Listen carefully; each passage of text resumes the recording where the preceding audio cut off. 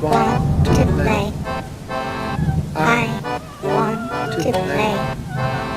I want to play in your D&D game. I want to play. I want to play. I want to play in your D&D game. I want to play. I want to play. I want to play in your D&D game.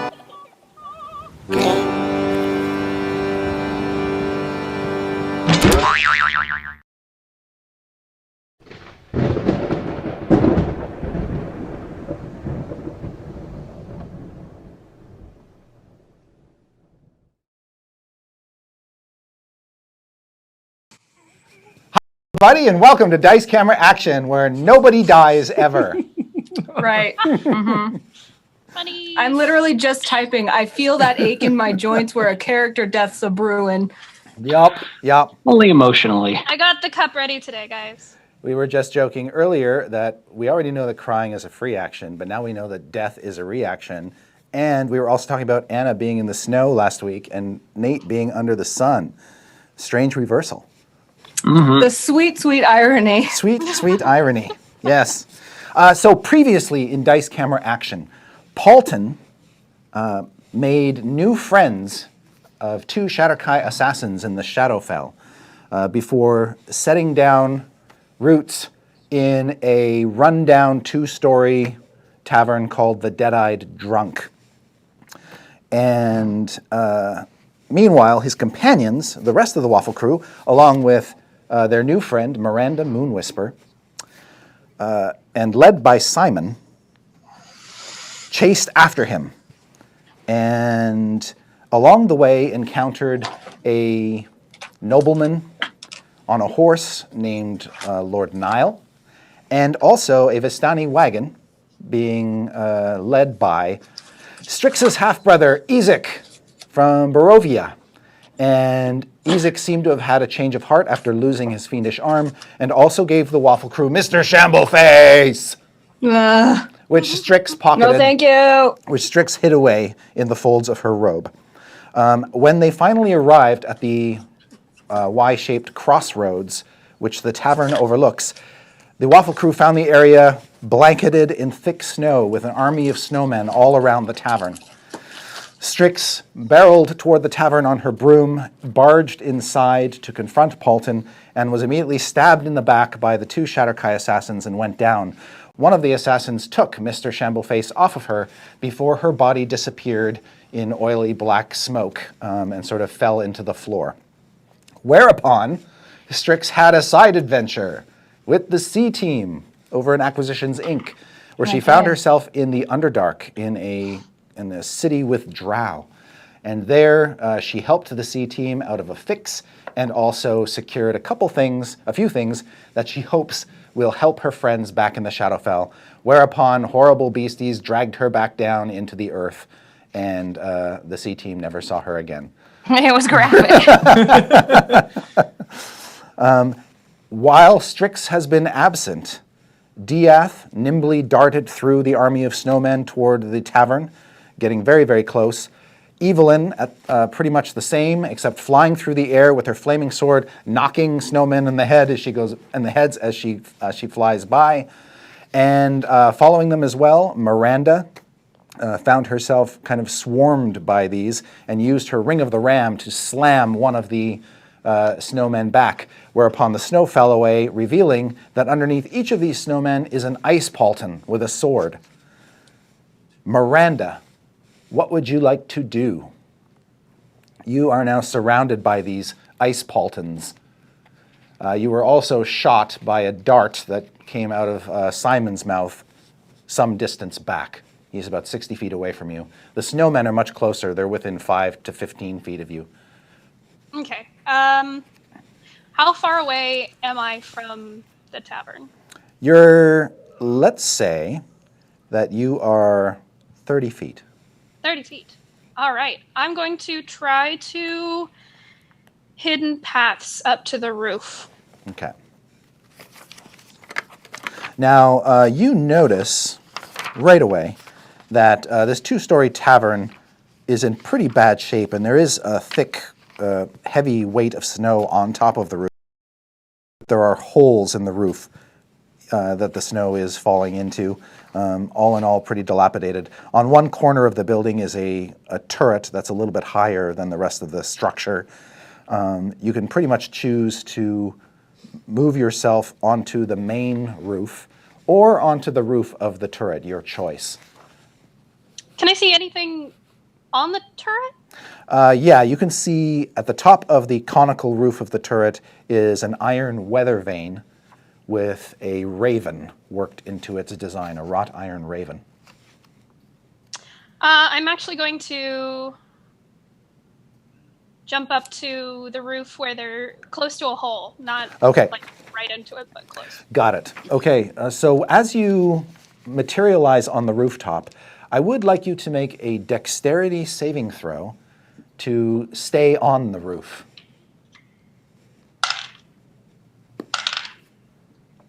All right, that's And you do not have any disadvantage on this because of your despair. So, 11. all right, that is enough. You are able to hold on. And as you hang on near the hole in the roof, you can feel the roof give underneath you slightly. It sags more, and you hear creaking and groaning as it's struggling to bear even your slender weight. And as you look down into the hole, you can see the snow to be a wrecked room that may have been like an innkeeper's quarters upstairs or something like that. You can see wrecked furnishings down below, a little bit of light streaming through crooked windows, things like that, but it doesn't look like it's occupied. Okay. Okay, so you are now on the roof of the building and out of the reach of the ice paltons. That for you, the hidden paths for you was a bonus action. What else would you like to do? I would like to Mask of the Wild and try and make myself not so visible up here. Okay. And so, does that require any check on your part? Yeah, so you can attempt to hide. So make a stealth check, which for you is a dexterity check. +3. 22. Whoa, okay.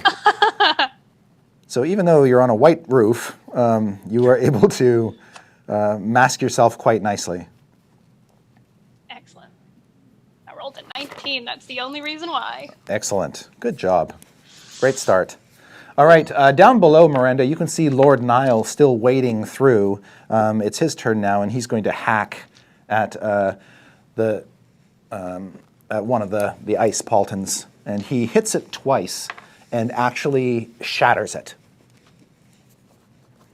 And then you see he's sort of ganged up on by a whole pack of these ice paltons who start thrusting and stabbing at him with their swords. Diath, you're 30 feet away. You've slipped through the vanguard of ice paltons. You're now kind of staring at the tavern with the darkened doorway open, darkness within.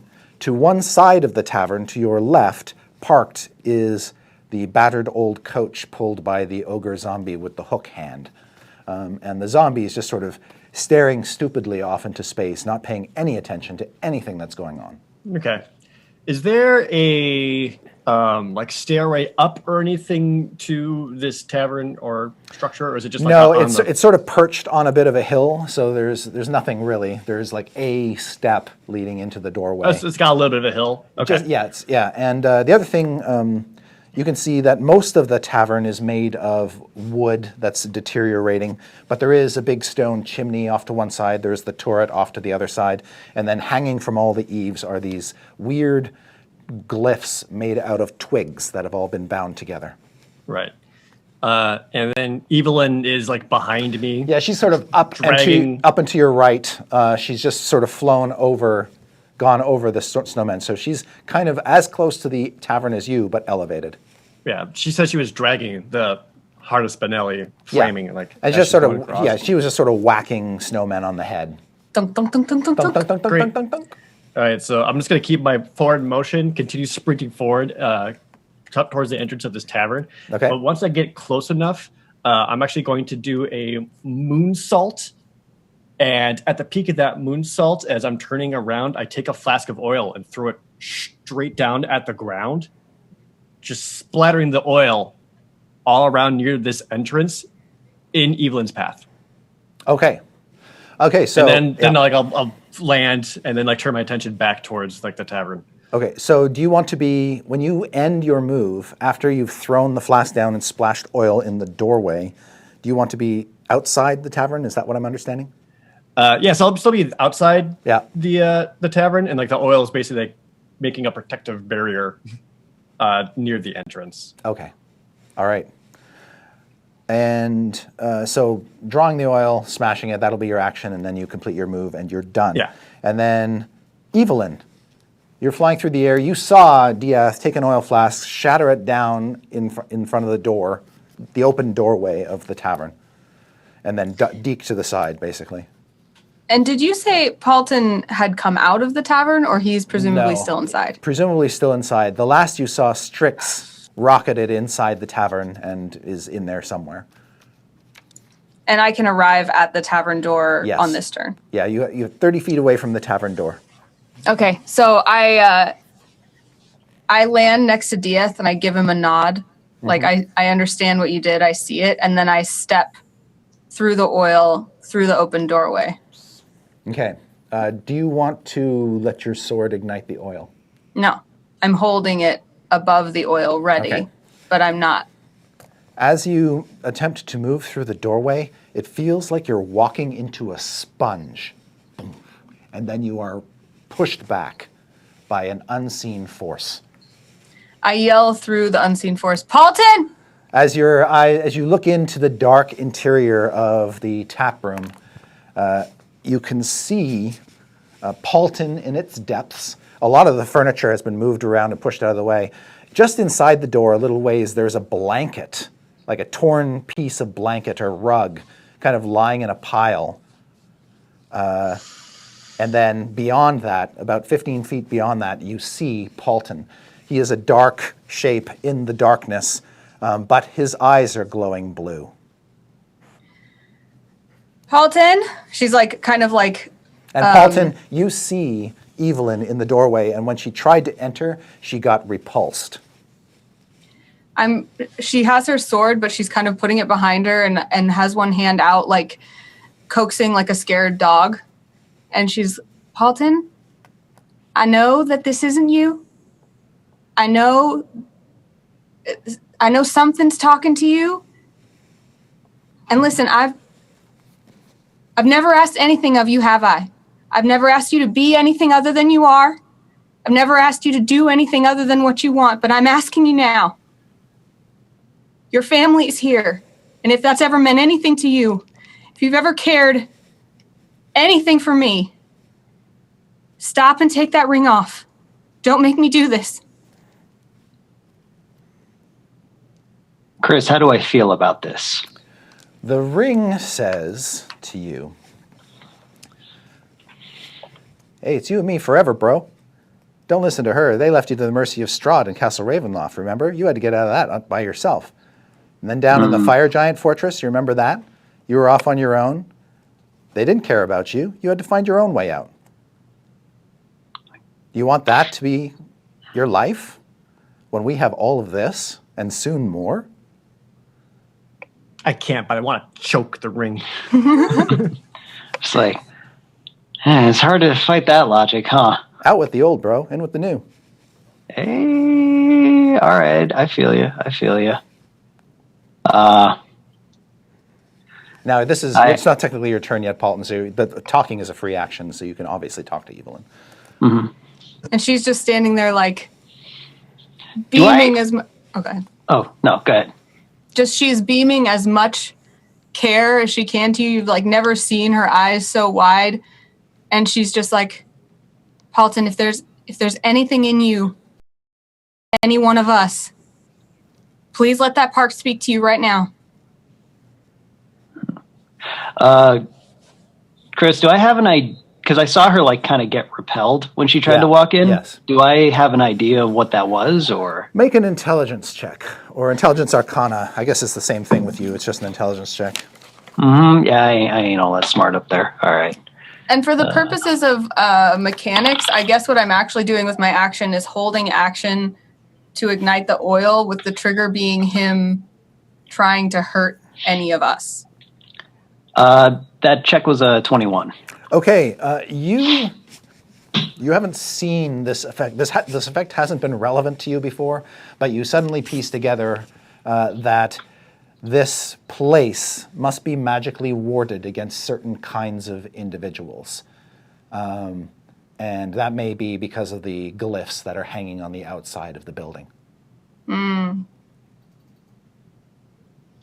But you saw Strix come in with no problem whatsoever. Yeah. And, Religious discrimination, man. Damn.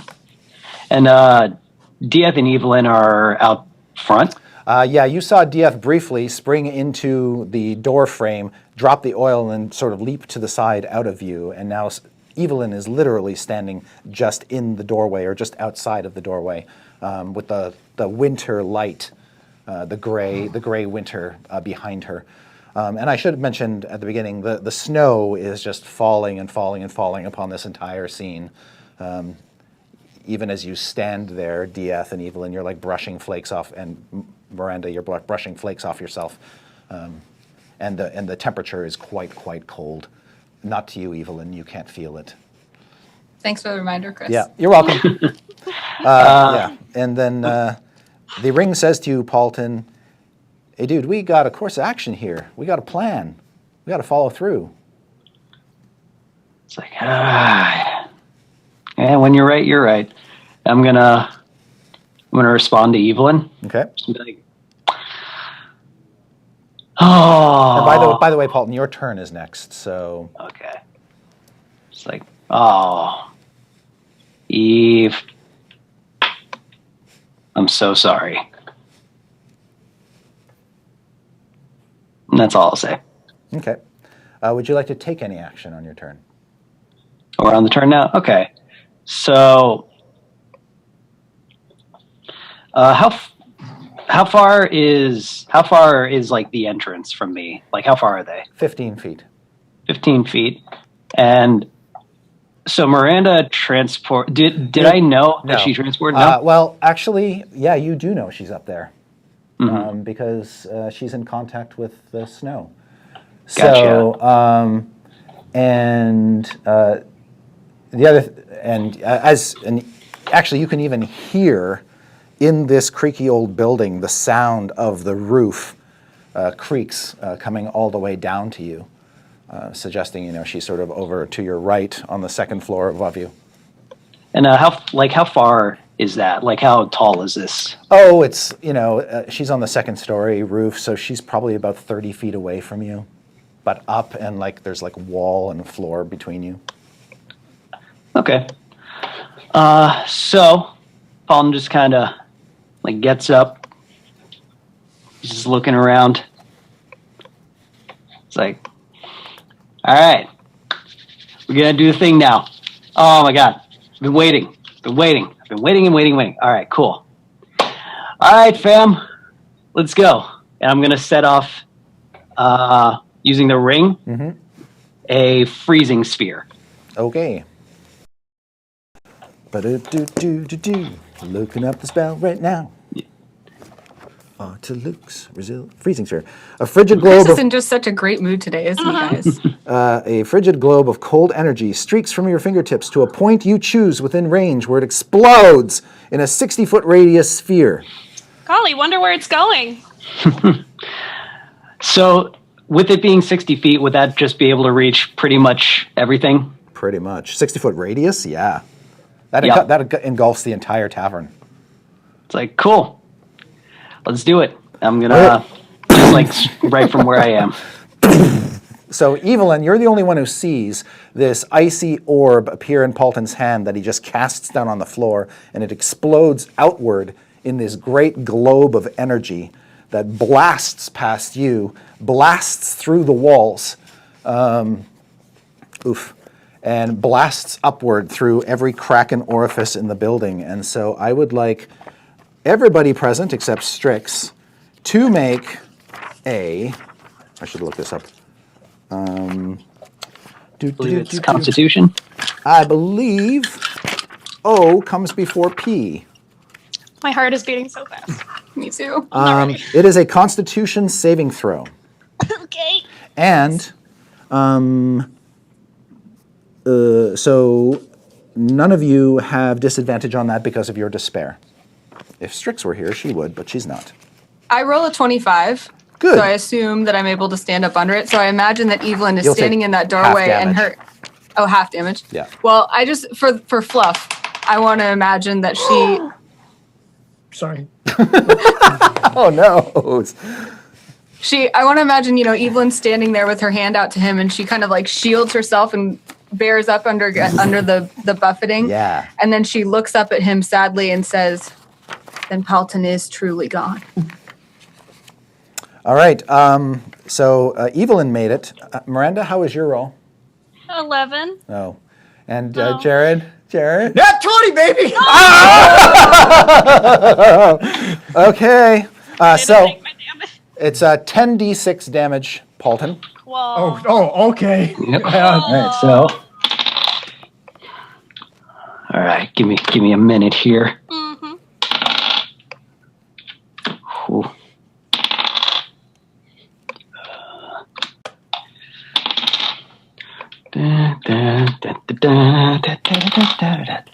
Oh, that's a 1. Okay.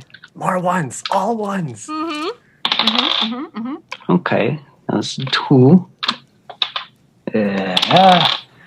Okay. Yeah, almost there. almost there. Oh, okay. That's 3. And then last one. Okay. So, okay, so, so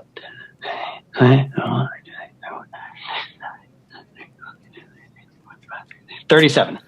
Oh, okay. So Miranda, you take 37 cold damage. Cool. And Diath, Yeah. do you have evasion? Not against Constitution saving throws. Right, only dexterity. That's right. So I still Burn. took half. Yeah, so you're going to take that Wait, will and be he's close to me, right? yes. I made the save. But he made the save, so he's right. he's just Yeah. taking It doesn't matter. he's just taking half damage, which is 18 cold damage. Uh-huh. And Evelyn Still alive. is also taking 18 cold damage. And that would trigger my held action. So Yeah. when Evelyn says, "Then Paulton is truly gone," she lets the tip of her sword fall into the oil and steps back. Yes. Okay, so it lights the doorway ablaze. And let me see if this thing does anything else I need to worry about. Nope. Okay, so the structure of the building, you can see, Paulton, as your effect goes out, frost just sort of covers everything. The bar, the stools, the chairs, the tables, the walls, and you can hear the building just sort of creak and groan and almost shift a little bit as it barely sort of withstands the blast of cold that blows out from it. After I do that and I see all that, I'm gonna ask the ring. I'm like, do we actually need the building, or is it just this general area? The ring says, well, I kind of thought it would be cool if this was our base. I mean, tavern seemed appropriate. True. Steady supply of ale coming this way. Just like, yeah, I don't see this place lasting too much longer, so that's why I ask. Well, looks like your friends can't get in here that easily, so maybe we should wait here a little bit longer Can do. for our protection. Cool. Because it looks like that one's still alive. Yeah. All right, Miranda. Hey, Chris. Yeah. So the reason I was asking about Diaz being next to me was the saving throw, but also the aura of warding, which is resistance to damage from spells. Oh, great. So I don't know how that works. I know but how does that that works. change anything? It means that Diaz takes 9 points of damage instead of 18. Nice. Good job. Yeah. All right. And me too. Me and friendly creatures. Oh, I forgot to make 2 other saving throws for 2 individuals. Who are Yeah, also and traveling. what about objects too, like dolls? I hate to say. Only if they're in the area. Okay. And not in. They have to be unattended objects. All right. Your chilly chill cold also had an effect on Nericiana and Lovardo.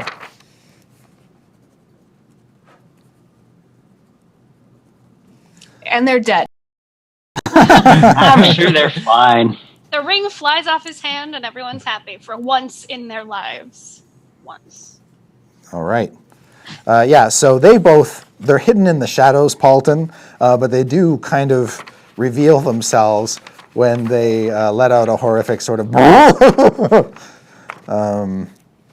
as the cold washes over them, and they are both affected by it. But, whatever. I just see them just like, y'all good, right? Lovardo says, "Ti odio." And I won't take that as a yes. and right before it happened, Nericiana was like, "Questo sarà della rosso." And but they're still there. They're not bloodied, so they're all right. They will, however, at the end of your turn, Nericiana will toss Mr. Shambleface to Lovardo, and he'll just sort of tuck it into his coat.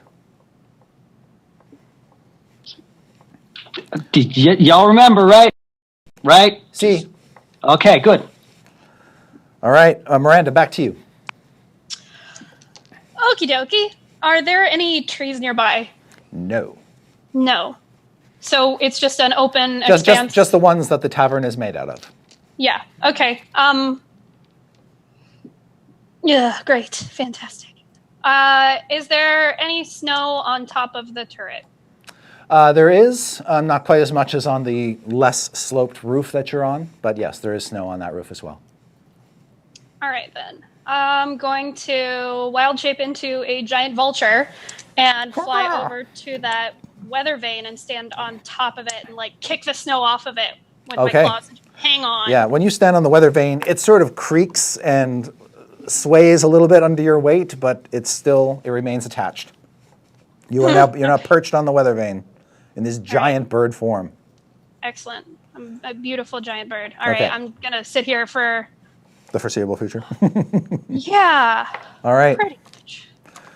You see Lord Nile still hacking away, and he is the snowmen have all just kind of surrounded him completely. There's like walls of them now around him. These ice Paultons stabbing at him and hacking at him with their ice blades, and he is attempting to fend them off. Looks like it's probably going to be a losing battle for him, but not much you can do at present. You make a perception check, Miranda. Okie dokie. Well, good thing I turned into this giant bird. Yeah. Because I get some You get advantage. advantage for being a smart bird. Good thing, too. That's better. 19. You can see Simon sort of making his way through the snow, kind of creating a little trench behind him, and then he gets into snow so deep he just sort of disappears. Oh, that's fine. Yeah. He can disappear for a little bit. That's fine. Yeah, it's kind of awe. Yeah. Which way is he headed? Do I know? Toward the Towards tavern. the tavern? Okay. Yeah. You also see off to one side Izek, this big burly fellow. He is also smashing through snowmen right now, and seems to be faring a little bit better than Lord Nile. He hits one with such force, he just takes its head clean off with his axe, and he's just wielding his axe one-handed. Chopping off heads as he may.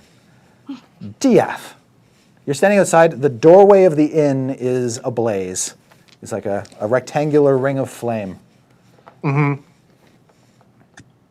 And Evelyn is inside? She's outside.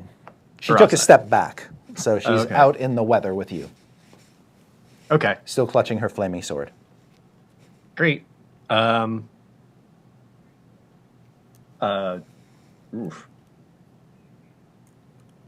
Did the fire, did the oil ignite? Did it burn anything? Yeah, I just described the door is now Okay. basically a ring of flame around. Got it. It's all lit up. He'll turn to Evelyn and say, "Did you see Strix?" Curiously absent. She shakes her head sadly. Oh God. Diaz looks back at the tavern, then looks back at Evelyn, and then back towards the tavern, and then gives Evelyn a look like I'm about to do something stupid. I didn't see her in there. You hear Paulton really quick. It's like, dude, if you made your entrance through a flaming door, that'd be pretty sick.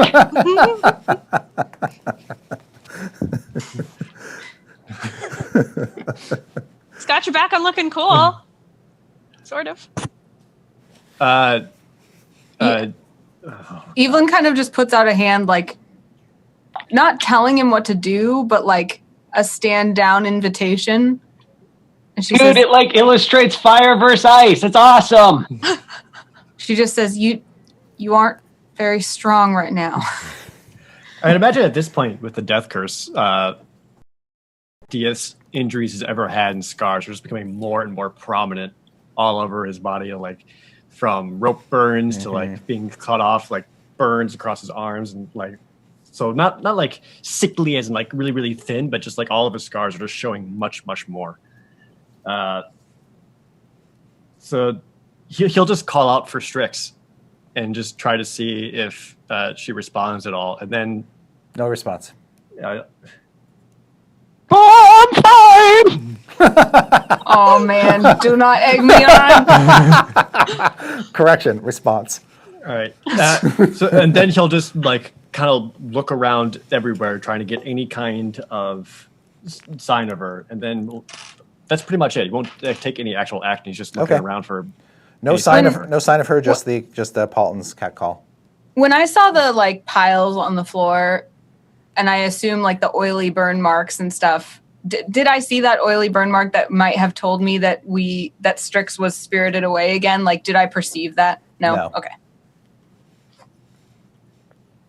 All right. So Diath holding pat, Evelyn standing in front of the flaming doorway, and the flames are sort of licking the top of the door frame, and I go methodically cut down with resolve all of the hangy glyph ward things okay. with my flaming sword. As you come up toward one, you're repelled before you can hit it. I scream in frustration.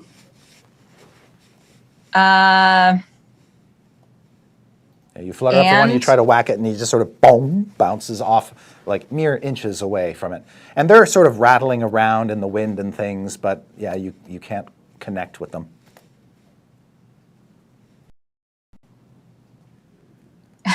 So seeing that Evelyn is struggling with that, can I instead use my action to try to attack and destroy those? Yeah, you I can- would Diath, a little help. Okay, what are you going to do? Just leap up and try to tear one off with your sword, or pull one off with your hands? Yeah, I guess just try to cut it with a sword, not to safely take it down, disassemble it. Try to shatter it or break it or slice it or Yeah, whatever. you two are repelled before you hit it. And even you can't even put your hand against the building. You're just sort of an inch away from the building. Something is preventing you from touching it. I can't even get in there. Then I go looking for Simon. Okay. You see a giant bird perched on the turret weather vane that wasn't there before. Big vulture. Great. Awesome. And you don't need to make a check for that, but make a perception check to see if you can good. see Simon. It never fails. No, not one. Kind of sounds like it fails all the time. It always fails. 9. Okay, this round you do not, curiously, you don't see him on the battlefield. You see Lord Nile surrounded by ice paultons. You see Izek surrounded by ice paultons, but no Simon. Okay. I don't have any other action, right? You don't, because you tried to make an attack against the Yeah. glyphs, and then you moved upward. But Evelyn, I will give you another perception check, because on Simon's turn he is moving. So go ahead, Evelyn, and repeat your perception check. 15. Okay. Yeah, you do see Simon kind of poke his head up out of the snow to get his bearings, and then he goes back down in the snow, and he's about 15 feet away from the tavern when he does that. Simon! Anyone else Simon, think of I those, need you! Anyone else think of those Bugs Bunny cartoons? Where you just, Yeah. Yeah, exactly, exactly. And then after you see him, and your eyes just sort of track backward, you can see the little trench that he left before he disappeared under the snow, and he does seem to be on a beeline to the tavern. Okay. But I he's- highlight that track But he's not to quite. follow. He's not quite there yet. He's making slow Okay. progress. Paulton, you're back. Yeah, it's the ring. Like, they're not. Nothing's really happening. Should we go out there? The ring tells you. Maybe we should wait until the snowmen get him. I think we're safer in here.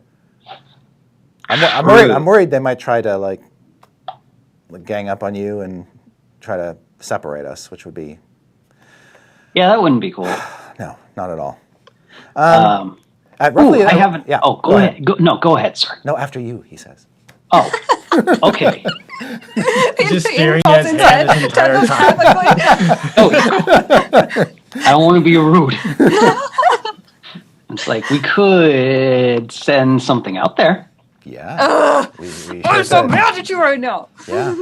It's like okay. That's a good idea. So this whole dragon thing. I feel like it's not super working out. So why don't we send could we send like a bird friend out there? Sure. Cool. Yeah. Nice bird. Like, do you want just what kind of bird? Is there a bird that can like peck at their faces or something? Yeah. Like, do you want to do something kind of big, like a rock? Or do you want to do something smaller, like a giant barn owl or something? Let's go bigger. Let's go with that first option. Oh, okay. Yeah, you might have to burn a few charges for this one. Sure. How many charges would you like to burn? Um, You haven't What's burned- left? You haven't. Well, you use the Autoluke's sphere, which uses how many charges is that? 3. Okay, so you've got 17 charges left. Well, then there was also the clone. Oh, Initially. right. Yes. So that was 6 charges. So you've used 9. You've got 11 left. Okay, cool. Didn't want to overlook that. Let's. How about let's make this a 6er. Okay, make a charisma check for me. Charisma check. Okay. Roll high. I just can't make animals. That is a nat 1. Okay.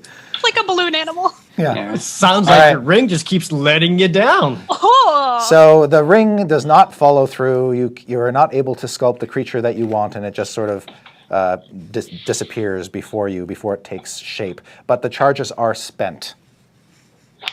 Great. Yeah, that wasn't my fault. Okay. Okay, cool. Great.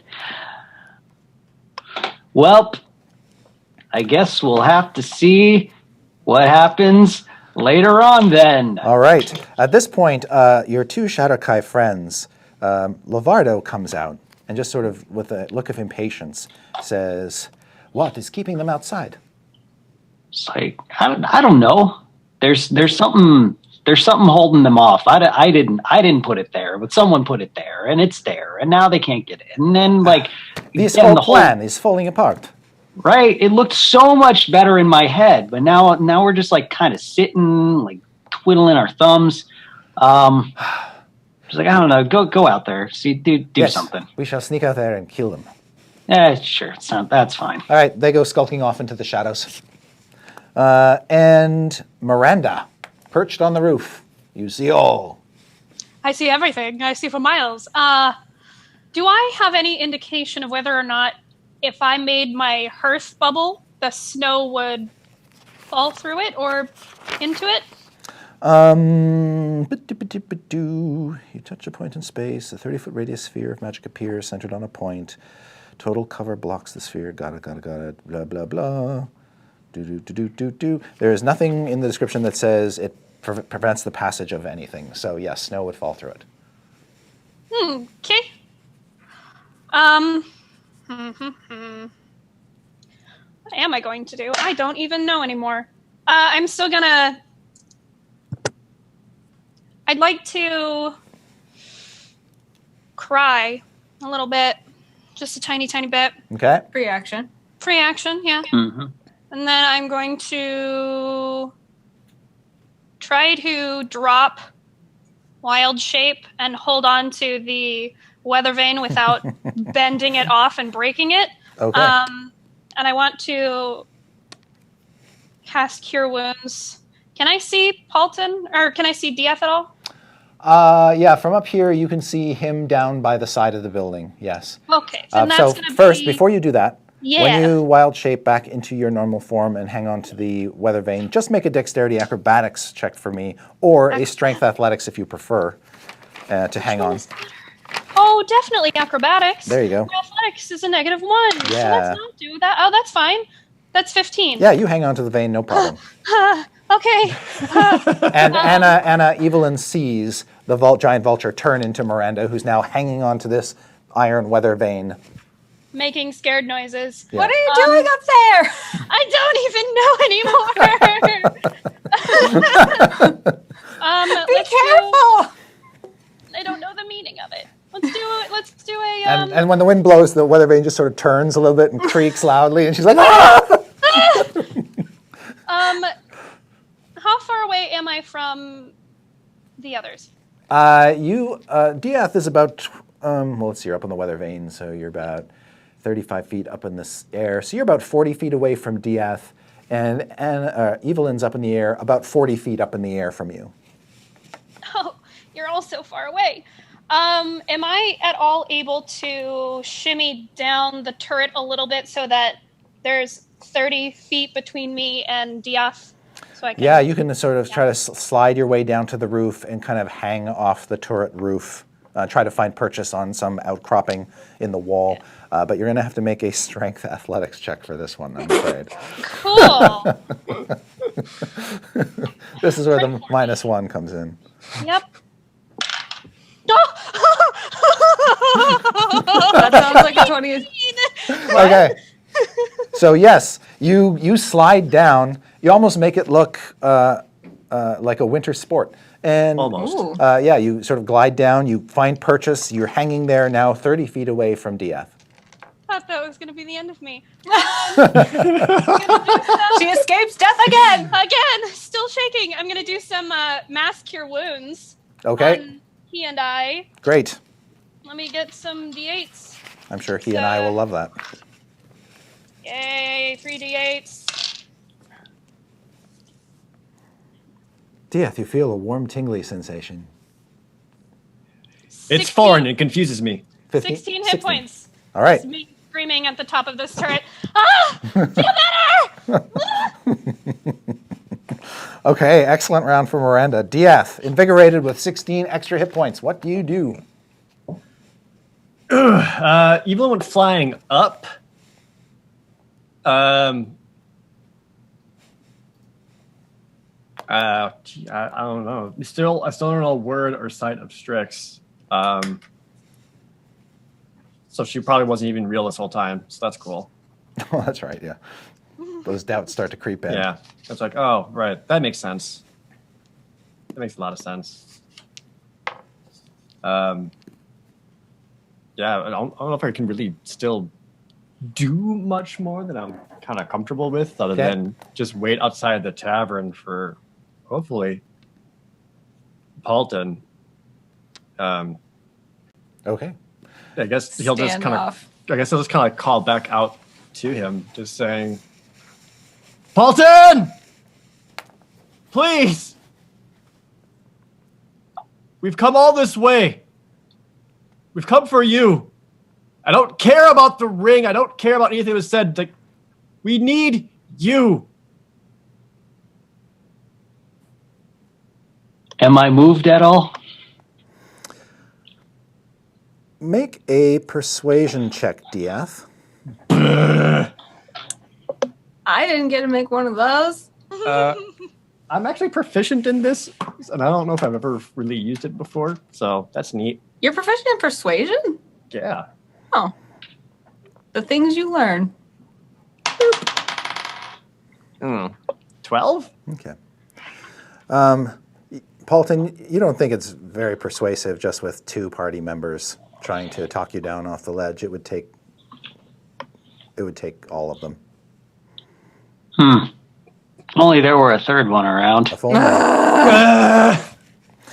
All right. So you stay out of danger, Dieth. But Dieth, make a perception check, and I'm going to give you advantage on this because you're a sharp cookie. Oh, okay. This will be funny then. 25. You see that as Izek is sort of fighting the snowmen, he finally sort of clears a path where he can disengage, and he advances toward you and the doorway, bringing the army of Ice Paultons with him. They're after him, but he's actually leading them to you. And he, doing engages, makes his way up to you and up to the doorway and looks inside. And he says, "Strix! Strix!" No, I hate him. And that you see the Paultons, the Ice Paultons, marching in toward you. God damn it. There's still like dozens of those left. Yeah. Yeah, there's a total of about 88 of them.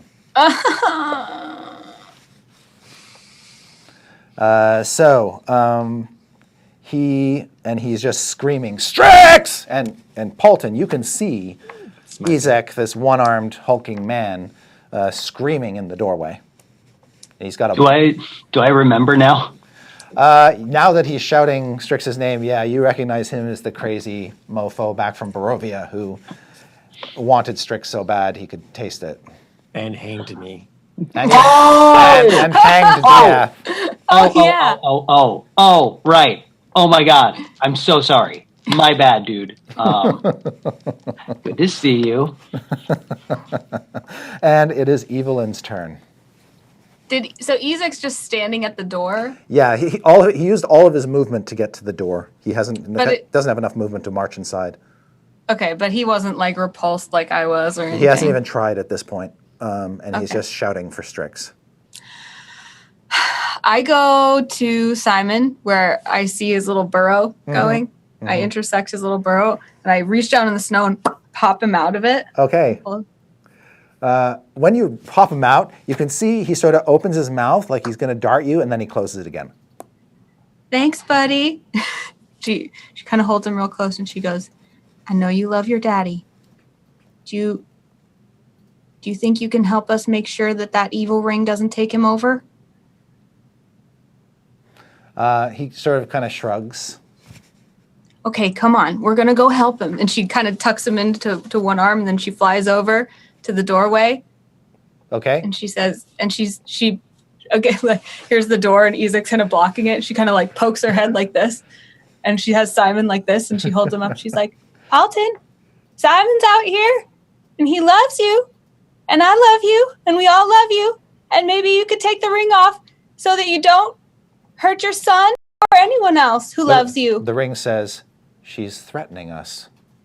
She's going to kill Simon if you do what she says." Cry back. I'm like, "You put him down right now. Don't hurt him. He did nothing to you." I'm not hurting him, Simon. We're The ring's both like, okay, right? The ring's like, "Shit, that's cold." We kept him safe. I'm like, Simon, we're okay, right? Nod and tell Daddy that we're okay and that we're safe. He just stays still. Unhelpful child. Like, Simon, you come here right now. You come in here. You see his little legs try to move, like he wants to walk toward you, but he's being held by Evelyn. Would you please just put him? He's just a boy. She shakes her head sadly and she starts stepping back from the doorway. So he sort of disappears from your view, Paulton. Oh no. All right. She's not sending her boy in there with Ice Crazy Man. All right. Simon won't do anything on his turn. Paulton, it's your turn. I am going to. Don't take the bait, says the ring. Like, Quiet! it's like she's gonna kill him. Our assassins are going out there. I'm gonna go up to the door, Okay. but not like cross through the barrier. So Diath, Izek, and Evelyn can all see Paulton inside the doorway. His glowing blue eyes. And do I see? I dare you, do it, I dare you. You see, Izek is more or less right in front of the door. Diath is kind of off to one side, and Evelyn is off to the other side with Simon in her clutches. And then there's this wall of ice Paultons marching in toward them, closing them in.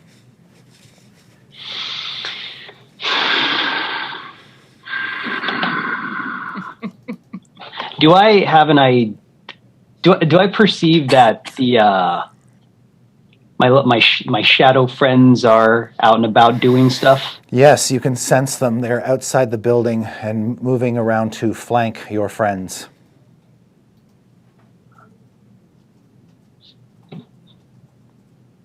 I'm gonna look to Evelyn. I'm gonna be like, I don't know what's happened to you or what's gotten into you. But it doesn't need to be like this. Put the boy down and he doesn't get hurt. Why don't you come out here and get him from me?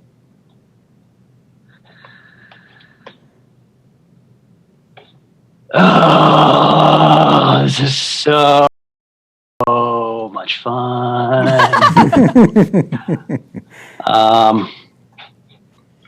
I'm going to tell her, like, last chance. I won't call this the easy way, easiest way. Just let him go. No one's here to hurt anyone. It's enough. She's like, I know who I'm talking to, and it's not Paulton. you can't just trick me. You can't try and pull stuff over on me and think that's okay. I'm being real honest. That's all they've ever tried to do to you, Paulton. You're right. You're right. Wait, I believe it, right? I believe the ring? Yeah. Yeah. Okay. Then I'm going to cast Crown of Madness on Izek. Okay. Wait, Ezek's within 10 feet of me. He is, but he's not your ally. What? He is too. No, he's not. No. What the fuck? There's a lot of implication there. Damn it! Fucking hate that guy. All right. He's going to make a saving throw. And he's got disadvantage because of despair. All right. A crown of glittering iron appears over his head as he falls under Paulton's sway. After it does, I'm going to look at him. I'm going to point, like, save the boy. All right. He will turn his hateful gaze upon Evelyn. And must use its action before moving on each of its turns to make a melee attack against a creature other than itself that you mentally choose. Okay. And the target can act. Okay, the target. Wait a minute. I don't. The charm target must use its action before moving on each of its turns to make a melee attack against a creature other than itself that you mentally choose. So because it has to attack before it moves, you probably want to direct it, Paulton, to attack Diath, because that's who he's standing next to. Don't save the other boy. Okay. And then the target can act normally on its turn if you choose no creature or if none are within its reach. All right. And you're maintaining control of this effect. Groovy. That is Paulton's turn. Miranda. Like, it's going to be a good fight. Can I see the assassins at all? Make a perception check. Okie dokie.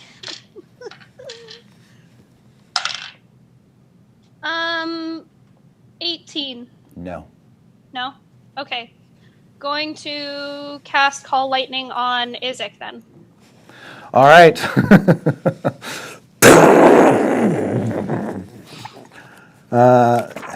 Lovely. Okay, and a storm cloud appears in the shape of a cylinder that is 10 feet tall and has a 60-foot radius centered on a point you can see. All right, so a big cylindrical storm cloud appears over the tavern.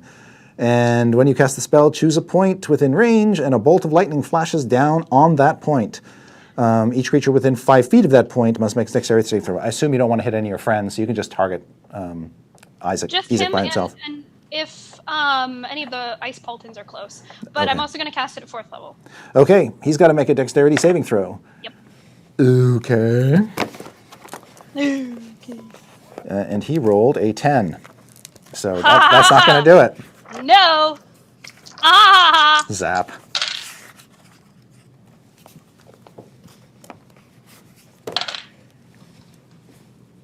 $28 Oof. points of damage. Okay. He gets stroked by this lightning that comes down upon him. He is still alive, however, when the lightning stops. But you can keep concentrating on this, as you know, Yes, and do I'm future lightning bolts. going to keep concentrating, but also just whispering, I'm sorry. I'm sorry. I'm really sorry. Like, barely holding on to the turret. All right.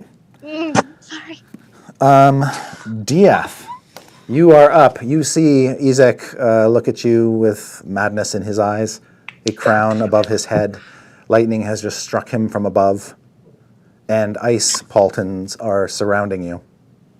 Paul was just like, wow, that's a terrifying sight. I wouldn't want him after me. Oh, every bone in my body wants to just beat the shit out of Izek.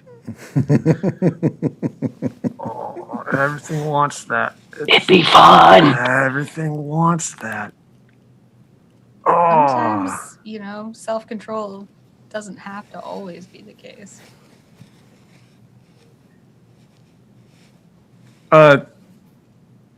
So, I mean, at this point, like, Paulton's pretty much right there, and we can, like, see him, Oh, right? yeah, he's just inside the doorway.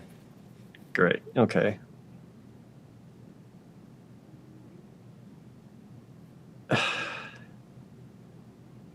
I still don't think I would really do a whole lot here, other than, I guess, just...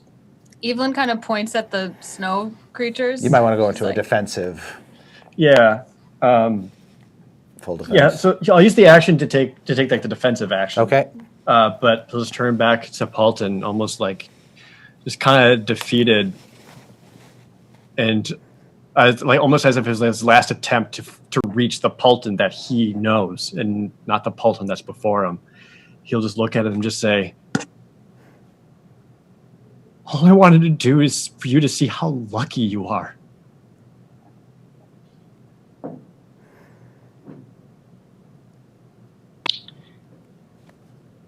I'll see how lucky what it has to do with this, pal. And then he'll just almost like take a step back and kind of let Evelyn. Okay. Kind of. Yeah, as the forefront. ice Paulton's closing around you, your step back is kind of toward the wall of the tavern, so that you're not backing into ice blades, and obviously trying to keep your eye on Izek as well.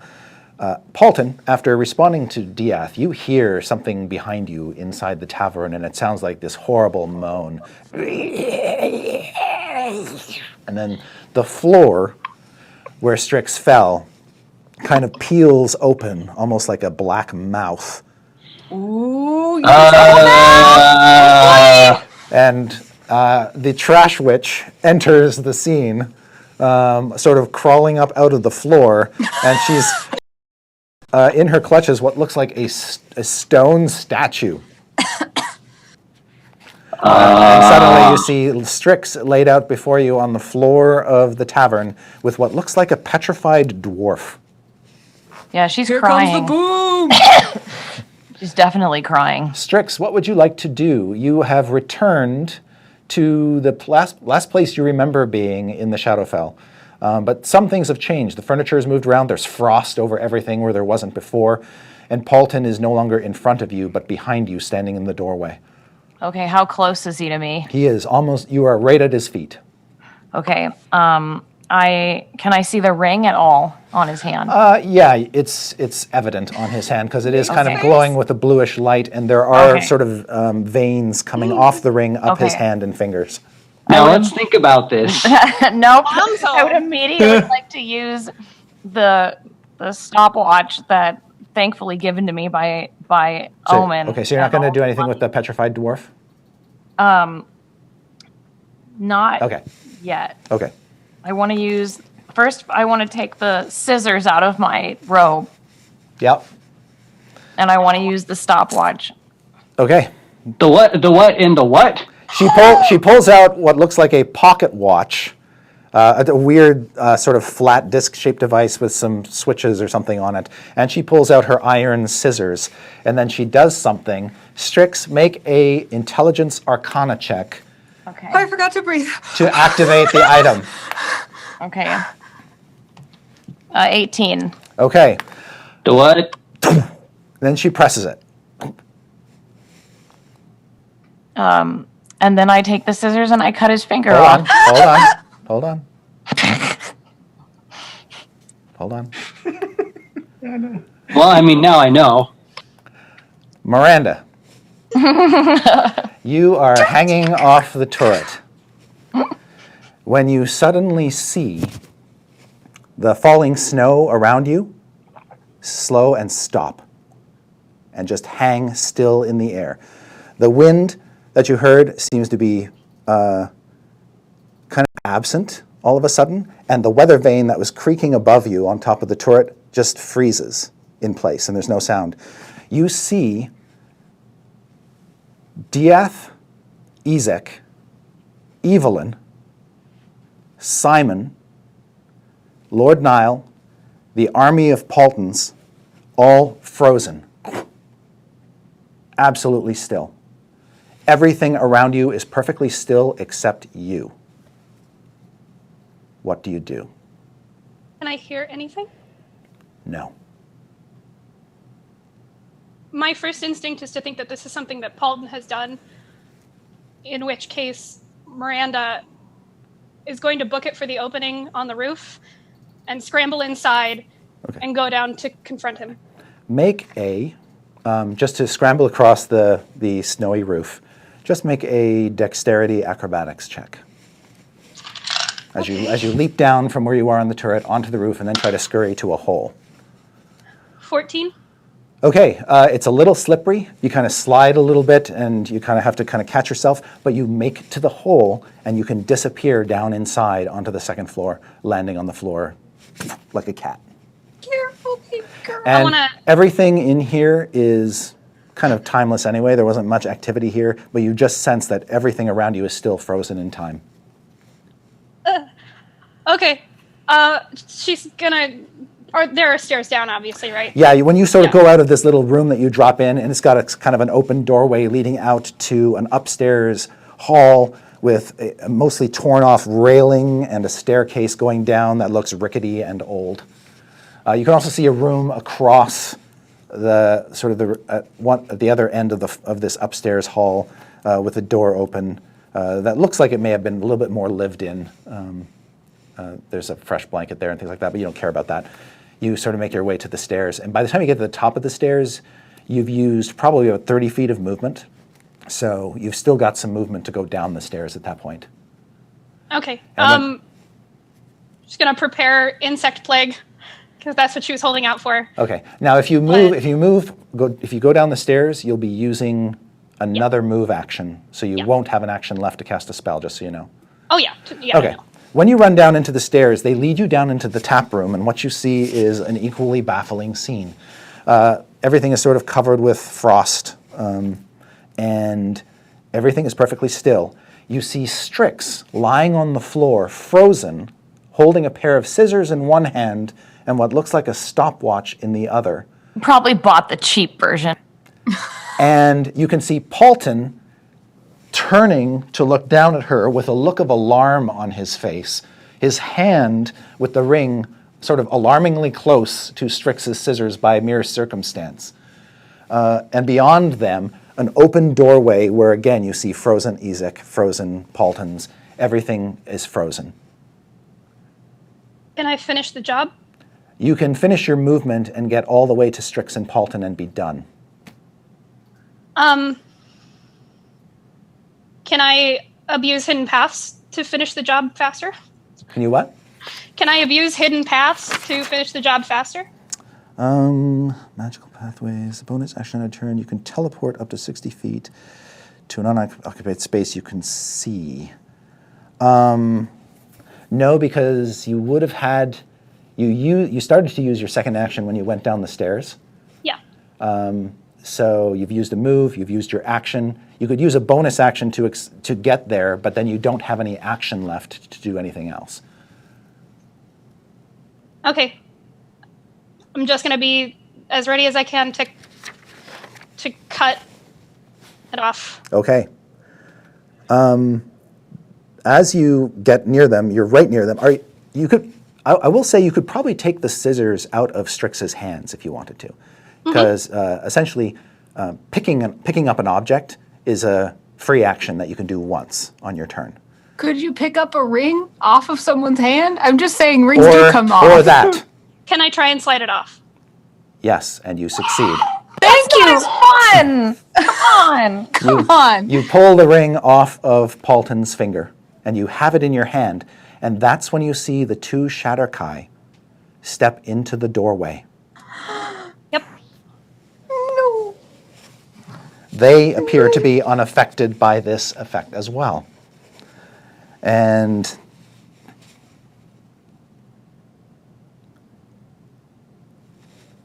the female Shatterkai says, "Arrivederci." I have a deal. They pull out their blades, but they stop as you talk to them. I just want to get out of here with this. And I'll trade you something. They look at each other, and then look back at you and smile, and they say, "What do you have?" 2 things. I have 2 magical items that I can trade you if you let me get away.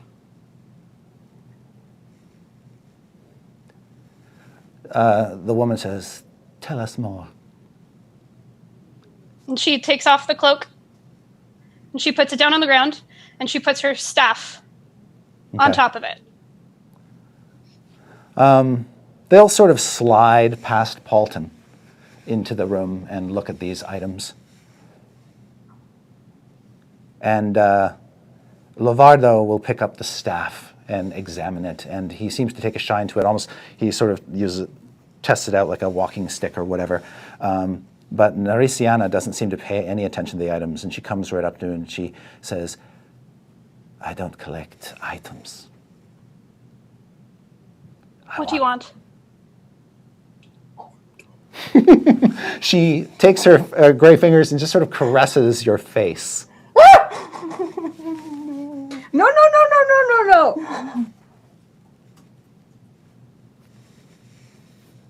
You want my face? See. beautiful face. The And most you'll let me get beautiful away. face I have ever seen.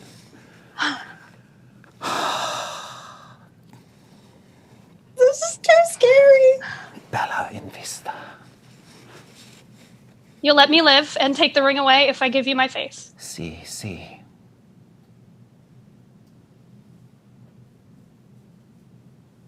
Okay. You can have it. All right. Time returns. Suddenly, Strix, it's like nothing happened. You clicked it, and it didn't work. I But just start that- but- cursing about it. Oh, And you've got the scissors in your hand, and you're just getting ready to chop off Paulton's finger, and you see the ring has disappeared. And Paulton, in that moment, you feel kind of horrible because as soon as time resumes, there's an instant disconnect between you and the ring. Just absolutely sudden, like just boom, gone. And you look and you see the scissors and you're like, my God, she chopped off my finger. My finger's been chopped off. Oh, it's still there. What the fuck? Where's the ring? It's gone. Ring? Hello? And what's like my initial feeling toward that? Am I like, is it like like I'm back to normal and great, or is it more like an emptiness? Like You feel like the cold sort of blue veins on your arm are starting to fade, and it's like you've just come to your senses, like you've awakened from a dark, dark, dark dream. I remember everything. Yes. Those of you outside who don't really perceive that anything has happened, you've still got Simon, Evelyn, Diath, you're still being guarded, but Diath, as you and Izek still got his crown of madness activated, and he looks like he's still going to try to smash you into a pulp. But all of the Paulton statues are just standing there immobile. They're not moving. And in fact, some of them are so sort of badly posed that they just sort of fall over and start to collapse into each other, sort of cascading and toppling under their own imbalanced weight. All right. But still got one pissed off Izek. All right. Holly, it was Strix's turn when you activated the magic item. What do you want to do with the scissors, if anything? I'll just put them back. Disappointed, I guess. Okay. Disappointed you didn't chop off your friend's finger. Yeah. Well, it was infected. All right. And Evelyn, what do you do? I am outside and didn't really see what happened, right? Correct. So I still don't know that I can go in the house. I don't have any indication that I could do that. Correct. I see Izek. Oh, and actually that reminds me of something. Holly, at the end of your turn, Right. sorry to jump back in, I should have remembered this. You feel something almost invisible, like an invisible hand, pick you up and throw you outside. Oh. So, Evelyn, you see Strix come tumbling out of the doorway and land in the snow. Strix, are you okay? Strix? No, I'm not okay. Are you wounded? You look pretty Yeah. good. You look better. You look not so bad. I mean, I'm emotionally wounded. yeah. I was like, I was in the Underdark. Oh man. So Izek is still menacing Dieth. That's correct. He has still got the crown of madness over his head. Okay. I thrust Simon into Dieth's arms Okay. and I point at Strix and I say, "You take care of them." And then I step in front of him and get in melee with Izek. Okay. When you say get in melee, are you attacking him? Yeah. All right. Have at it. All right. He suffered some wounds at the hands of the ice Paultons, and he's obviously suffered some wounds at the hand of Paulton's freezing sphere. You see a look of like severe distaste on Evelyn's face. Like, she does not want to do this, but she knows how Crown of Madness works, and she knows she just needs to knock Izek out, and she figures she can bring him back later. So she's trying to attack him with the intent of knocking him unconscious. Okay. And she's had, she has the Heart of Spinelli out, so I guess that's what she's using. And that's going to be an 18. That's a hit. All right. That's a lot. Let's see. 4 normal damage plus 4 fire damage plus 4. So 8 normal plus 4 fire damage, which So is 12. very poorly rolled. Okay. Yeah, you hit him. You get another attack if you want it. Yeah, she takes another swipe, grimacing as she does. I could 15. just polymorph him. 15 is a hit. That is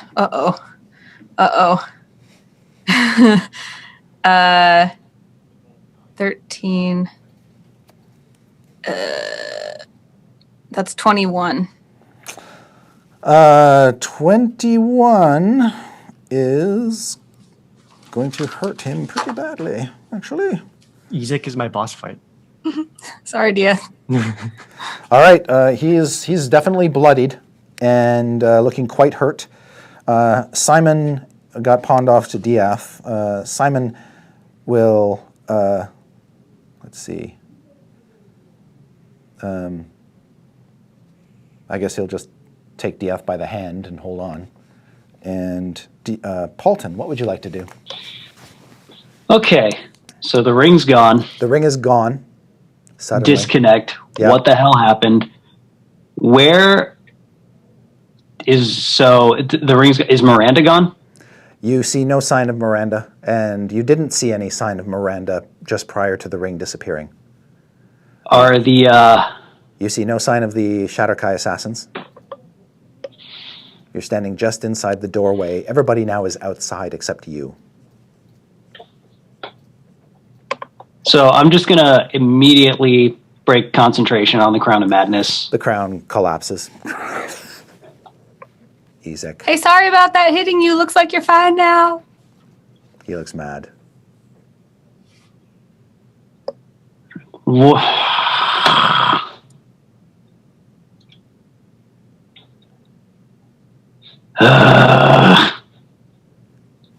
Just Paulton's just kind of sitting there, just like with the 1,000-yard stare. Okay. Just grabs a frost-limed chair and plops down in it. and then that's the turn. Okay. Miranda's gone. Lord Nile is gone. Diath. Okay. There's no ice army. Izek still looks threatening, even though the crown over his head is collapsed. Probably because he's not a nice guy, and he just got whacked by Evelyn twice. Yeah. You'd still consider him a threat. Right. I've got it. It's fine. Go to Strix. So then Strix is inside? No, she is out in the snow with you. Oh, okay. It looks like she got literally hurled out by some invisible Oh, right. force. That's right. Okay. It's almost like the tavern just coughed her out. Yeah. I guess, like, after kind of taking Simon from Evelyn, he'll, like, kind of set Simon down and take Simon's hand, but then he immediately, like, goes over to Strix, wherever she is, and is just, like... Pull her out of the snow. Yeah, just, like, tries to, like, touch her to make sure she's even real or actually dead. She feels real. I'm there. I'm real. Please stop grabbing at me.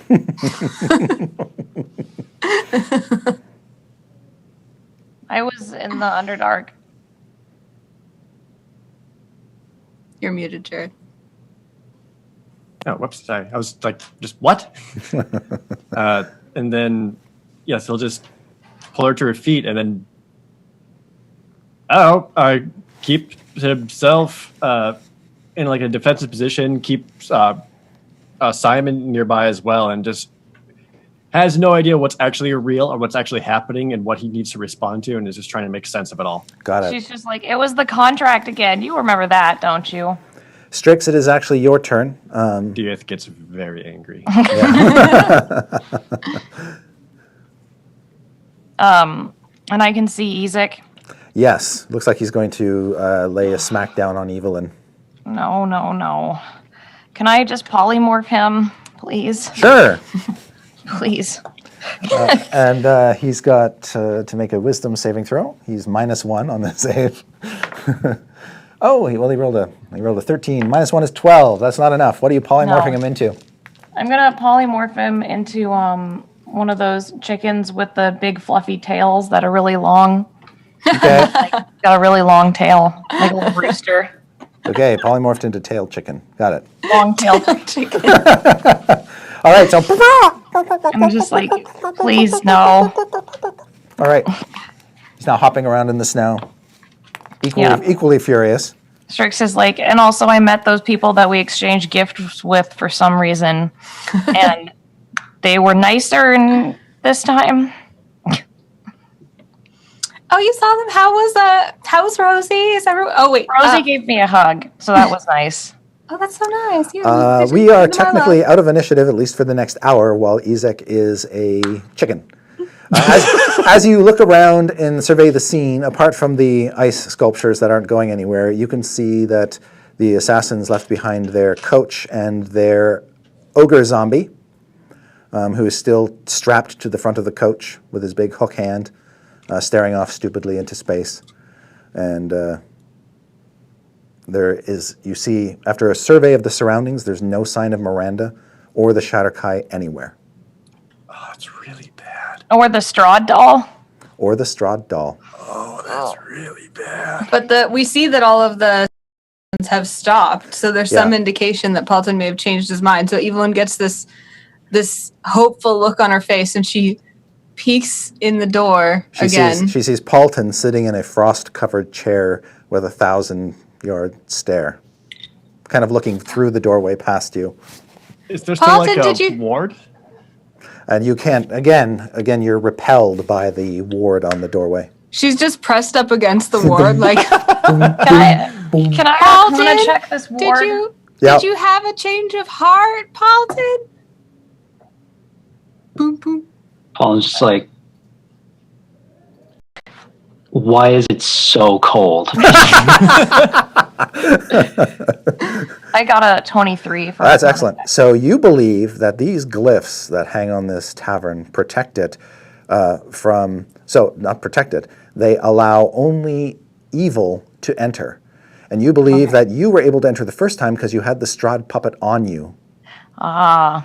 And But Paulton's still in there. Paulton, that's true. He is still in there because he still has some of the ice in the veins from the ring, which is now gone.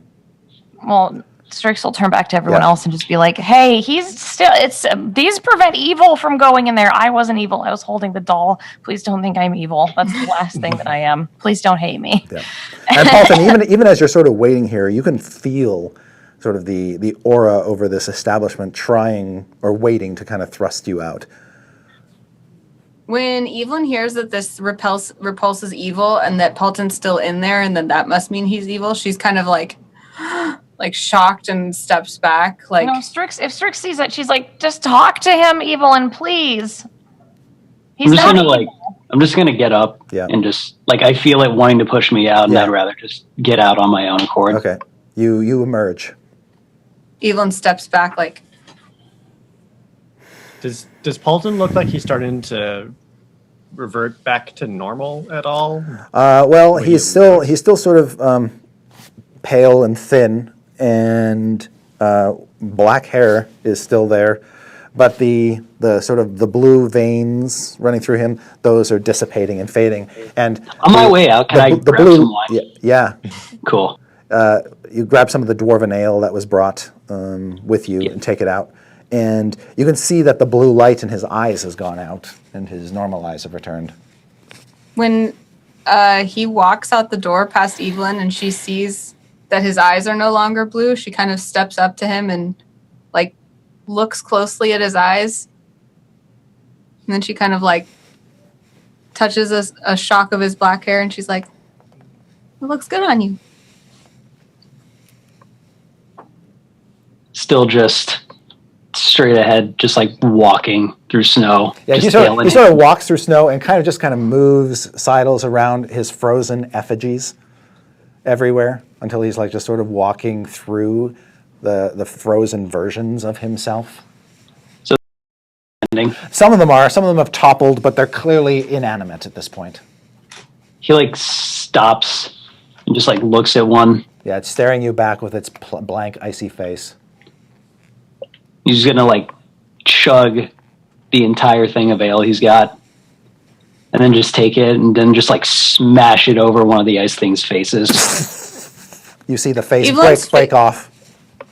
Evelyn's face looked really hopeful, and then when she sees this and like that he has no interest in talking to her, he's just pissed off and now he's drinking even more, her countenance changes to this look of just like resignation and disappointment. And then she realizes that she doesn't see Miranda anymore. Miranda? She goes inside, or she can't go inside still. Well, while you guys are doing this, Strix is just going to start taking those stupid runes off the thing and just pulling them off and setting them on fire. And she's not able to actually grasp them. Really? Yeah. It's that good of a ward? Who put this on here? She can't even. Okay. She can't disturb them or the building proper. She's just going to keep hitting it with her staff because she's pissed off that someone did a better ward than she could do. Make another intelligence arcana check, Strix. 22. Okay, you believe that while only evil can enter the building, that only applies really so much to creatures. Like, you think a more effective tactic would be to launch fireballs in there to bring the building down from within. I mean, I've never heard a better idea, so I'm going to start doing that. Wait, hold on. Is Miranda still in there? You don't know. She wasn't in there. She was hanging from that weather vane thing last time we saw her. Last time you saw her, she was outside the building. Strix is doing it anyway. Okay, was Miranda real? Strix, yeah, maybe she wasn't. Maybe she didn't come with you into here. Who knows? Actually, you do remember her coming in. And she's like getting anger out. She's just like throwing them so hard that and crying. All right, as Strix hurled, how many are you throwing in there? Just out of curiosity. I don't know. Let's just do like 4. Oh, Jesus Christ. Okay. All right, so fireball after fireball goes off inside the tavern until the entire thing is sort of blown out and downward into a steaming pile of burnt timbers. And Holly, at that point in time, you can see that as it all collapses in and turns into rubble, that the spell upon it has been destroyed. And now, after it's all fallen, you can go into the wreckage and start tearing all those twig cliffs apart. Yeah, that's what I'm and ripping them to pieces and chewing them to pieces. Yeah, she's just like, no one is going to know bad magic better than me! Just ripping it apart. By the way, they said that I was a better magicer than Jim. I just want everyone to know that. And now there's just a smoking pile of gray timbers and the remnants of a blackened stone chimney, which is partially collapsed down upon everything else left. Well, I forgot about my dwarf. Is he still there? He is still in the tavern. Okay. Buried under the wreckage. Okay. I feel really bad for him, so I'll just like dig him up. Okay, when you dig him up, you see that one of his arms is broken off. Oh God.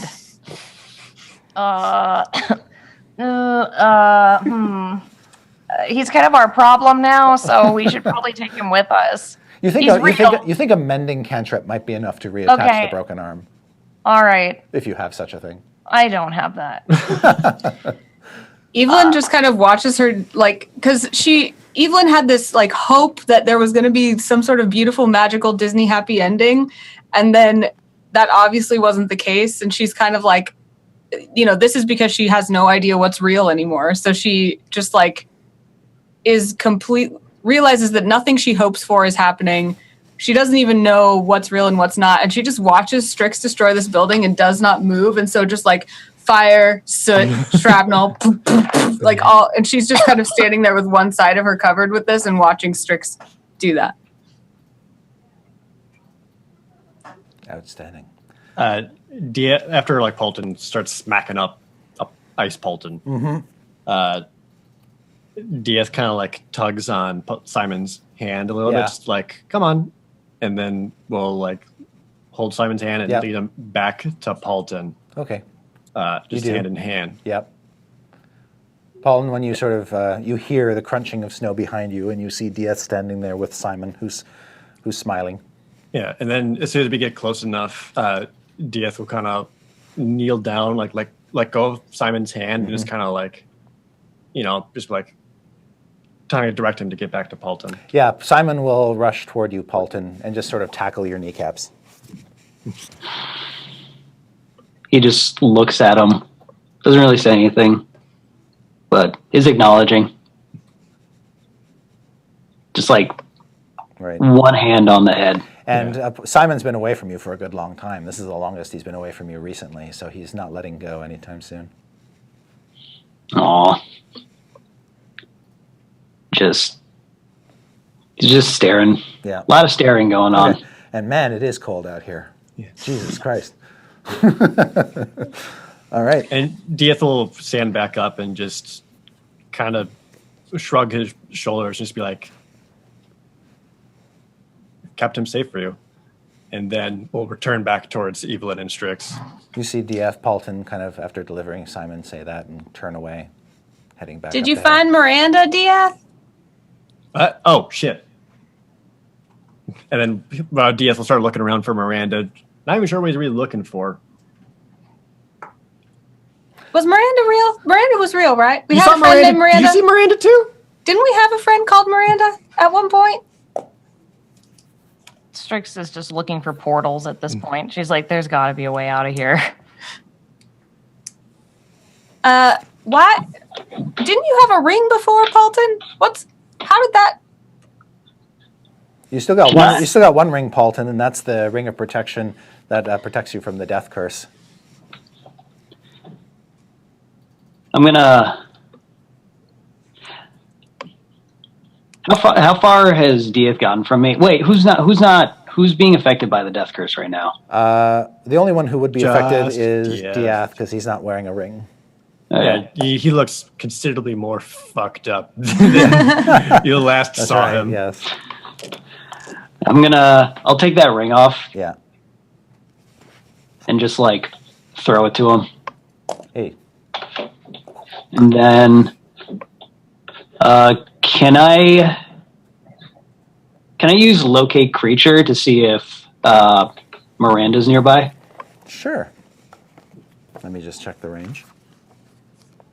I think it's 1,000 feet. Yeah. You're right. 1,000 feet of you. You do not sense Miranda within 1,000 feet of you.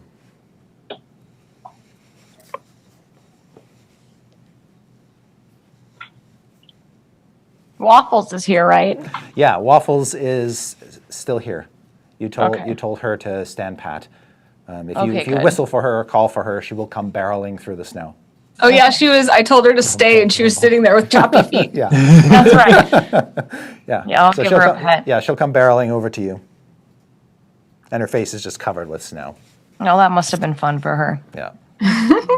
Knock some of it off. Diaz will take a glove off and slide that ring on. Okay, you feel better.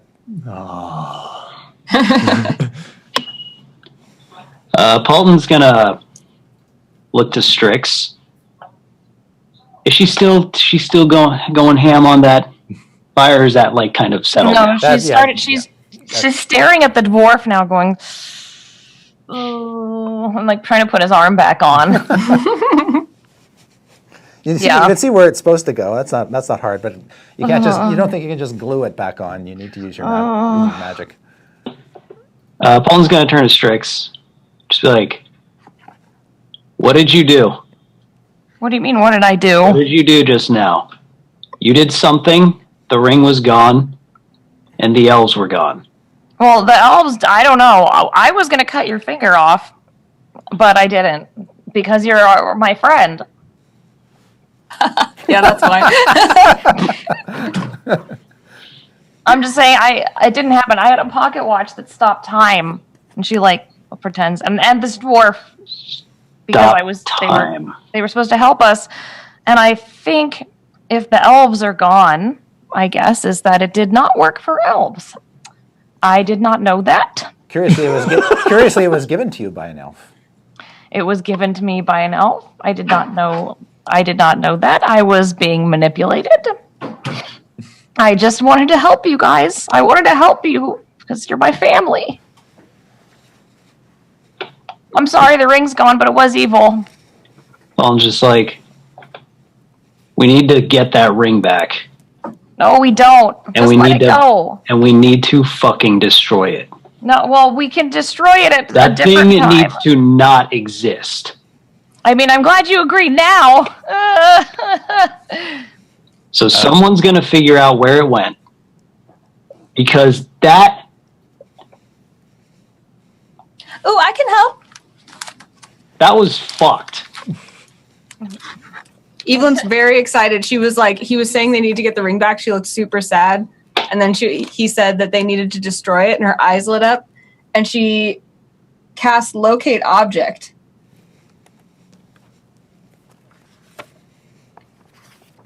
Strix is like, we're in the Shadowfell. Everything's fucked. Okay, the ring is not within 1,000 feet of you. Never mind, I can't help. I don't know what's real. Dietha kind of walk up to Evelyn's side at this point, and like kind of subtly with like the back of his hand down towards her waist, or just kind of like tap on her, but basically tapping right where she was keeping the sun sword held. She gives it to him. But like holds it. She like is handing it to him. Like you put, and Dietha like looks at her and kind of like motions to Paulton. She goes, "It belongs to him." She looks at it. She walks in gingerly and she goes, He just kind of looks at it like, thanks. Now, can we figure out where they went, what happened, where it is?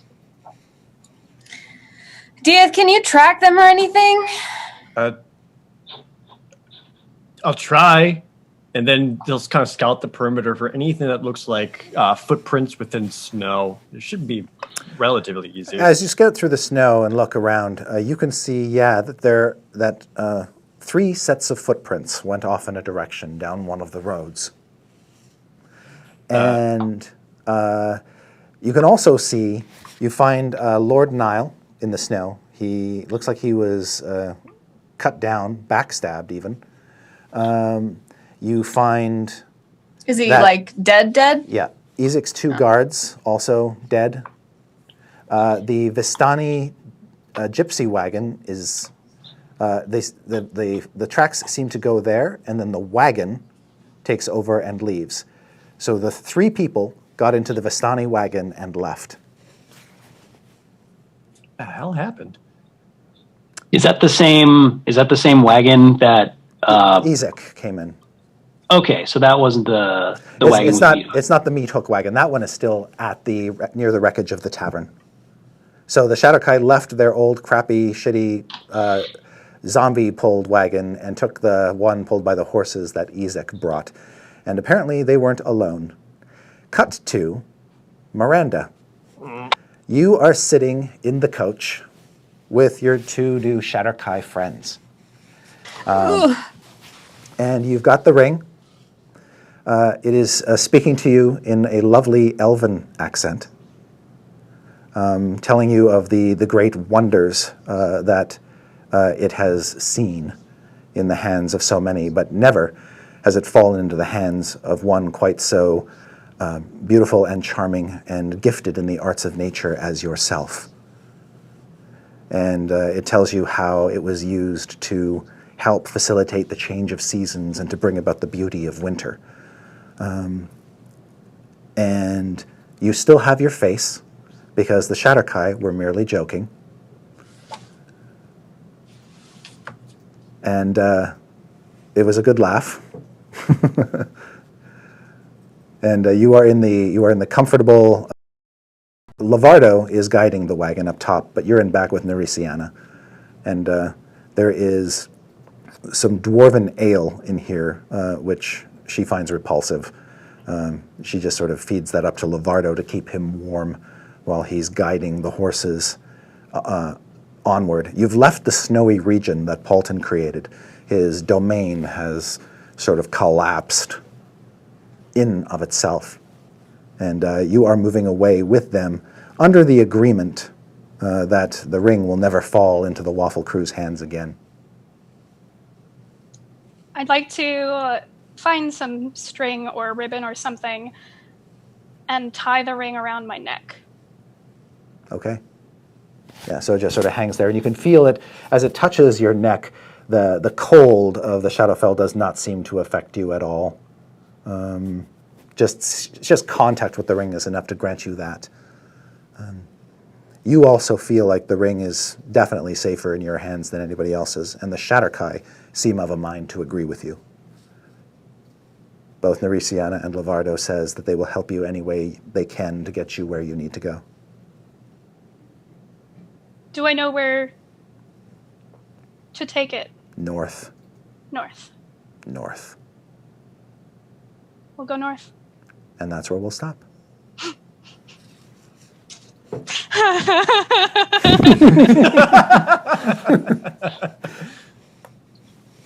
Thought your face was gone. So did I. That was real scary. They only take the faces of those they've been sent to kill, but they do like to play. I hate him. All right. I have a forgot funny to feeling. breathe. I have a funny feeling we're going to see Miranda again. Oh, golly. But I want to thank Rachel for making it so far, so long, Yay. and doing the impossible. Yeah. Thanks for having me, guys. You still have your face. Yes. Yeah. You should be glad you're still alive and you Yes. still have your face. I don't know if I'm glad about that. I have to. No, it's fine. The cold never bothered you anyway.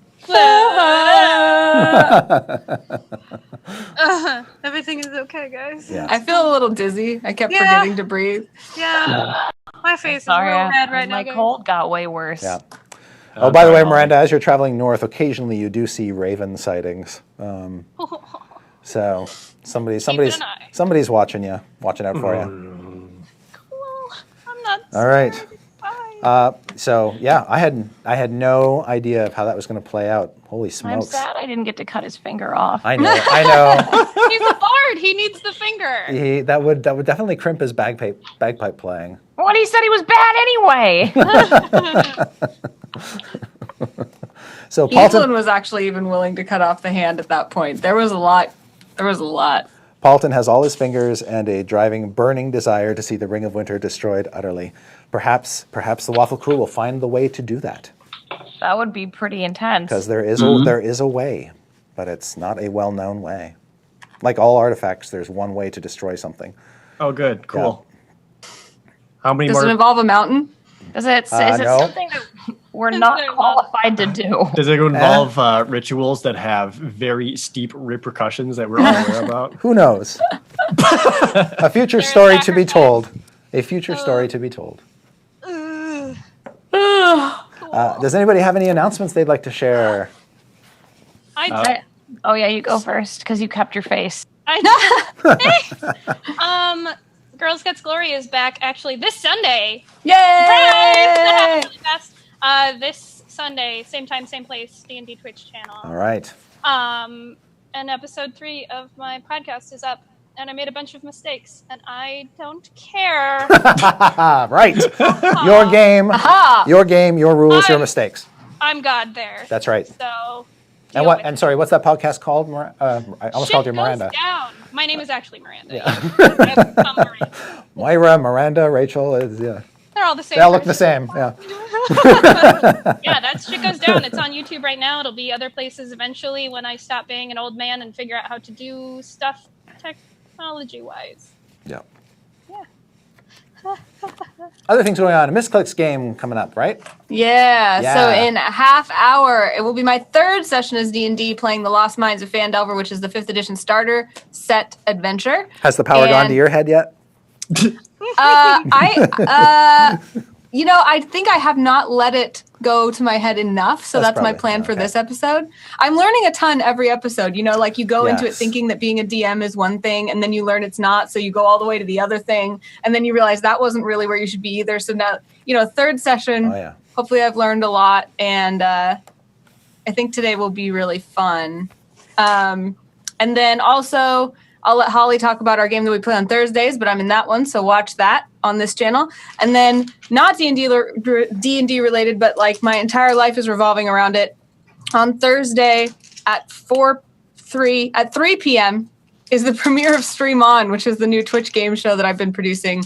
And I hope you will watch it and tune in and support the streamers who are vying for the grand prize of $60,000 to level up their streaming career. And that's going to be on twitch.tv/Twitch, 3 p.m. Thursday, March 8th. Outstanding. Hey, Anna. Yeah, and sorry. On Thursdays, I have Trapped in the Birdcage, which I've been DMing, and I've been having a lot of fun, and Anna is one of the players, and I might be changing the name in the future to It's Always Sunny in Sigil. That's what it's turned into. I'm rich already. And this week, Ross is coming back to guest because Jimmy will be out of town, unfortunately, but Ross will be playing an ooze method. So Oh, no. if you missed Wumbo, why don't you come watch? It's from Watch Ross play a real five- slime ball. Yeah. yeah, exactly. It's from 5 to 7 before Critical Role, the show that you're waiting to watch. You have so much to watch on Thursdays. You tune into Stream On at 3. Come back for Trapped in the Birdcage Maybe at four, 5. Critical Role at 7. 7. You don't need to do anything on That's Thursdays. right. D&D is great. Not D&D related, but for those of you who watch the anime Fairy Tail, the movie Fairy Tail Dragon Cry was released on Blu-ray today. I voiced one of the villains. It's a really cool movie. So if you guys didn't catch it in theaters, be sure to pick it up and check it out. All right. This weekend, I'll be at EGLX in Toronto, Canada. So if you're in that area and want to come say hi, please do so. What does EGLX stand for? Enthusiast Gamer Large Expo. Large. Sorry. I Nailed it. Thank you. I'd buy it. I have no announcements, but I am sort of curious. Enthusiast Gaming Live Expo. There we go. Live Enthusiast Gaming Live Expo. Expo. Most of the dead expos. They're Right. dull as Yeah. dirt. Yeah. So that's great. And next week, I have no idea what we're doing. Any thoughts on what you guys are planning to do next as the Waffle Crew? Get out of the Shadowfell. That's a good Leave start. Shadowfell, Yeah. obtain Shemeshka's items, finish off Soulmonger. Stop dying. Stop dying. And Death Curse, I think, is like primary. Yeah. Not get Yeah. killed by mercy killers. There we go. Yeah. Crippling existential crisis for me. Yeah. Hey, but now we all got one. next session might be one of those where you kind of work things out as a group now that you're sort of re-centered and you got the party and there are outstanding questions, things happening existentially and otherwise. So I look forward to seeing what that episode actually manifests into. Except for we don't know what's real and what's not. Right, and then there's that annoying little thing. Great. All right, so So nothing we say matters. will the Waffle Crew get out with their senses intact? Tune in next week for another exciting episode of Dice Camera Action. And once more, thank you, Rachel, for joining us. You were a spectacular guest. And until next week, take care of each other and arrivederci. Bye. All right.